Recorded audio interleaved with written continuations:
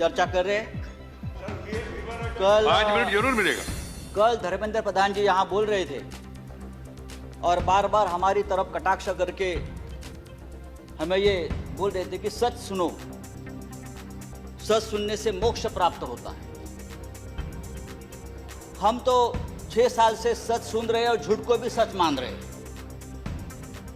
लेकिन आज जो चल रहा है हमारे देश में, जो माहौल है, मैं देखता हूं, जो सच बोलता है, जो सच लिखता है, उसे गद्दार, देशद्रोही कह के पुकारा जाता, बोल दिया जाता है। कल इस बारे में चर्चा हम लोगों ने की, दिग्विजय साहब ने बहुत उस बारे में कहा है।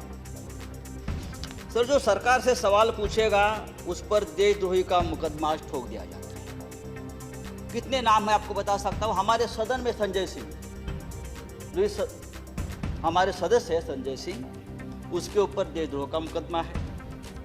राजदीप सरदेसाई, जाने माने पत्रकार, जिसको हमने सरकार ने पद्मश्री दिया है, पद्म पुरस्कार सम्मानित किया है, उसको हमने देशद्रोही बना दिया है।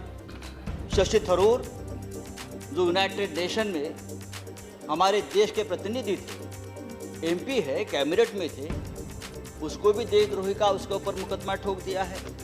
जो सिंघू बॉर्डर पर रिपोर्टिंग करने वाले मंजीत सिंह, धर्मेंद्र सिंह और भी ऐसे बहुत से पत्रकार या लेखक है, उसको हमने इस कानून के तहत, देशद्रोह के कानून के खिलाफ मुकदमा ठोक दिया।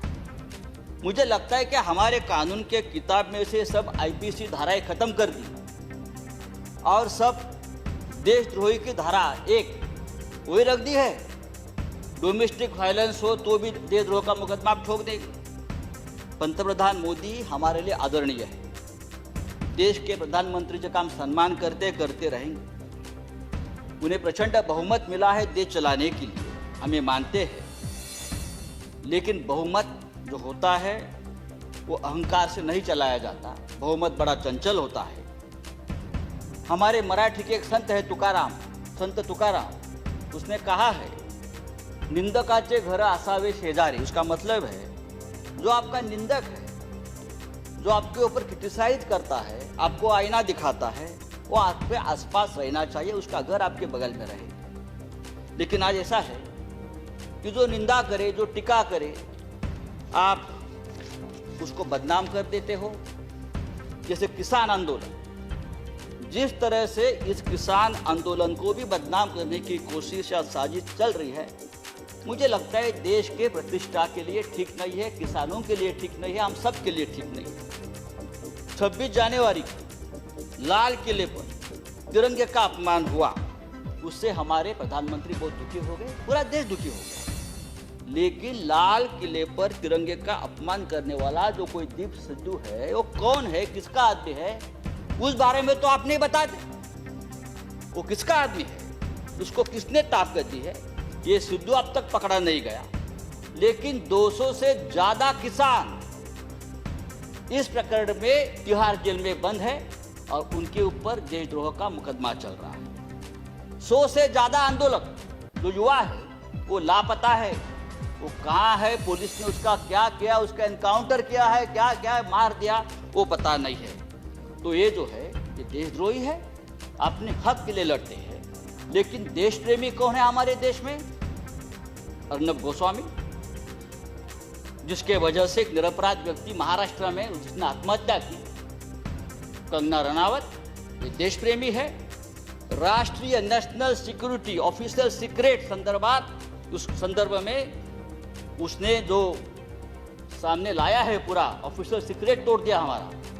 बालाकोट स्ट्राइक के बारे में पहले से ही जानकारी सबको बता दी।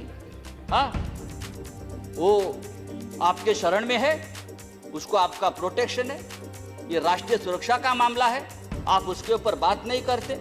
और यही आदमी, ये अर्नब गोस्वामी, जो हमारे मंत्री बैठे हैं वहाँ, प्रकाश जावड़ेकर जी, हम उसका आदर करते हैं, हमारे महाराष्ट्र से। क्या लिखा उसके बारे में, प्रकाश जी के बारे में, जो उसने पूरा जो आप संभाषण, जो डायलॉग आया है ना, तो एक कैबिनेट को भी ये ठीक नहीं है, हमारी सरकार को ठीक नहीं। एक मंत्री के बारे में एक टीवी एंकर जिस भाषा का इस्तेमाल करते, अरे हम छोड़ा, हम राजनीति में, हमारे बारे में आप कुछ भी बोलो, हम सहन लेंगे। लेकिन एक कैबिनेट में एक हमारे मंत्री है, उस बारे में जो बात करते हैं, और आपको शर्म आनी चाहिए सबको, आप उसको शरण दे रखिए। तो ये जो चल रहा है ये नहीं चलेगा सर। राष्ट्रपति जी ने अपने संबोधन में कहा है, भारत जब जब एकजुट हुआ है तब तब उसने असंभव से लगने वाले लक्ष्यों को प्राप्त किया है। एकजुटता की बात की है।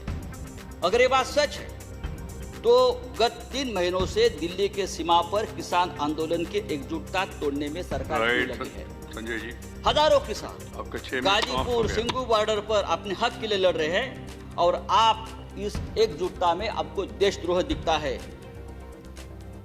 चेयरमैन सर, ये पंजाब, हरियाणा और पश्चिमी यूपी का किसान पूरे देश के किसानों की लड़ाई लड़ रहा है।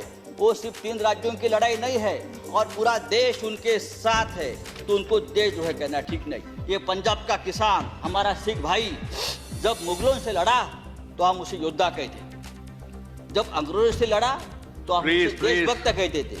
कोरोना वायरस में लंगर बांट रहा था तो देश प्रेमी था, लेकिन आज वो अपने हक के लिए लड़ता है तो वो खालिस्तानी हो गया, वो देशद्रोही हो गया। ये कौन सा अन्याय है? आप उसको रोकने के लिए बॉर्डर पर किले ठोकते हो, हाँ, वो बड़े बड़े बैरिकेड्स करते हो। ये बैरिकेड्स, ये किले का जाल अगर आप लड़ाक के बॉर्डर पर करते तो चीन की संजय जी किलोमीटर अंदर नहीं आती। मैं आपको बताना चाहता हूँ सर, ये ठीक नहीं है। लेकिन ये आंदोलन जब तक ही व्हिडिओ आवडल्यास लाईक, कमेंट आणि शेअर करा आणि आपल्या शहरातील, जिल्ह्यातील आणि राज्यातील ताज्या घडामोडी पाहण्यासाठी 3D न्यूज चॅनलला सबस्क्राइब करा आणि बेल आयकॉनवर क्लिक करा। आपण घरीच रहा, सुरक्षित रहा। 3D न्यूज, वेद सत्याचा, लढा हक्काचा। धन्यवाद।